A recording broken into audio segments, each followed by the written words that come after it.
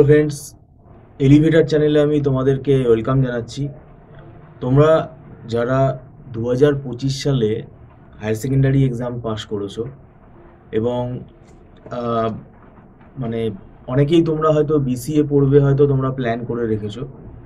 তো আমি আশা করব তোমরা সবাই সিইটি এক্সামটা দিয়েছো, কেন এর আগেও আমি তোমাদেরকে বলেছি সিইটি এক্সামটা দেওয়া খুব জরুরি।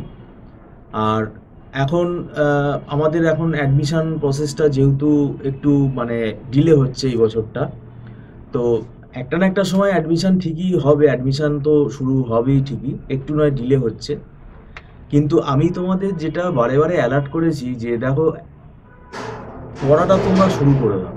কেননা বিসিএ ফার্স্ট সেমেস্টারটা এটা একদমই নতুন, যারা মানে অন্য ব্যাকগ্রাউন্ড থেকে যারা আসছো এখানে, computer science computer application oriented subject, এটা আমাদের গ্র্যাজুয়েশন লেভেল, যেহেতু এটা স্কুল লেভেলের সাথে কম্পেয়ার করলে কিন্তু মুশকিল হবে। আর এখন আমাদের বিসিএ 4 বছরের হয়ে গেছে, ঠিক আছে? তো সেক্ষেত্রে সিলেবাসটাও আপগ্রেড হয়েছে, কারিকুলামটা অনেক স্ট্রং এবং সিলেবাসটা যথেষ্ট স্ট্যান্ডার্ড সিলেবাস। এই তোমরা যদি ম্যাকআউট ইউনিভার্সিটি থেকে বিসিএ করো, আমি তোমাদের ম্যাকআউট ইউনিভার্সিটির সিলেবাসটাই বলছি। এটা ফার্স্ট সেমেস্টারে আমাদের যে সিলেবাসটা আছে সেটাতে কম্পিউটার অ্যাপ্লিকেশনের পেপার কিন্তু দুটো আছে, ডিজিটাল ইলেকট্রনিক্স আর সি প্রোগ্রামিং।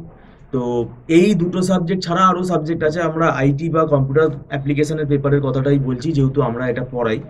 তো এই দুটো সাবজেক্ট আমার মানে যেটা ব্যক্তিগত মত সেটা হচ্ছে প্রায় দেখো 9-10 মাসের সিলেবাস আছে। এবং আমি এটাও হয়তো আন্দাজ করতে পারছি যে তোমরা এখনো পড়া শুরু করোনি। তা এটার প্রবলেম কিন্তু পরে হবে। তোমার অ্যাডমিশন প্রসেসটা আমি ছেড়ে দিচ্ছি, ঠিক আছে, কিন্তু তুমি নিজে পড়াটা যেহেতু শুরু করনি, তার কিন্তু ফলটা পরে তোমায় ভুগতে হবে। কারণ এই সিলেবাস কিন্তু 3 মাসে 2 মাসে কমপ্লিট একদমই তুমি করতে পারবে না, একটা প্রোগ্রামও তুমি লিখতে পারবে না। আর ডিজিটাল ইলেকট্রনিক্সের সিলেবাস কিন্তু অনেক ভাস্ট, কারণ এখানে সার্কিট ডিজাইন, সার্কিট থিওরিগুলো ম্যাথামেটিক্যালি তোমাকে শিখতে হবে, সলভ করতে হবে। তো এটা কি করে হবে? এটার জন্যই আমি তোমাদের আগে থেকে অ্যালার্ট করেছিলাম। আর আমি বলবো, তোমরা যদি টিউশনের জন্য আগ্রহী থাকো, একটা গাইডেন্স যদি তোমরা নাও, তাহলে ব্যাপারটা অনেক স্মুথ হয়ে যাবে। আমরা দেখো এখানে 9-10 বছর ধরে পড়াচ্ছি, বিসিএ পড়িয়ে আমরা অভ্যস্ত। আমাদের এখানে অনলাইন প্ল্যাটফর্মে ক্লাস হয় এবং আমরা আমাদের যে নোটসগুলো আছে সেই নোটসগুলো আমরা ফলো করে পড়াই। আমাদের পার্সোনাল নোটস আছে হাতে লেখা। এই নোটসগুলো স্টুডেন্টরা যদি পড়ে তাদের বুঝতে খুব সুবিধা হবে। বই একটা রেফারেন্স থাকলো, পাশাপাশি আমাদের নোটসগুলো কিন্তু স্টুডেন্টদের বুঝতে অনেক হেল্প করবে। এবং পরীক্ষার জন্য পুরো প্রিপারেশনটা আমরা করাই, যে পরীক্ষার জন্য যে জিনিসটা আমাদের দরকার, পরীক্ষার জন্য যেভাবে অ্যান্সারটাকে রিপ্রেজেন্ট করতে হবে। কারণ একটা জিনিস আমি তোমাদেরকে অ্যালার্ট করে দিই, তোমরা যেহেতু ফার্স্ট সেমেস্টার, তোমরা নতুন, এখন আমাদের ম্যাকআউট ইউনিভার্সিটির যে এক্সামিনেশন হয় সেটা কিন্তু সিসিটিভি সার্ভিলেন্সে হয়।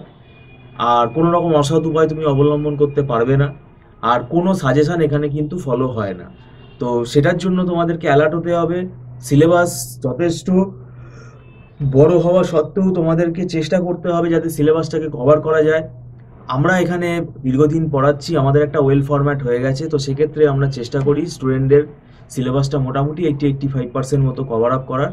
এবং আমাদের যে এখানে স্পেশালিটি সেটা হচ্ছে আমাদের নোটস, এবং সেটা আমাদের স্টুডেন্টদেরকেই আমরা প্রোভাইড করি এবং আমরা কনসেপ্ট ক্লিয়ার করে পড়াই।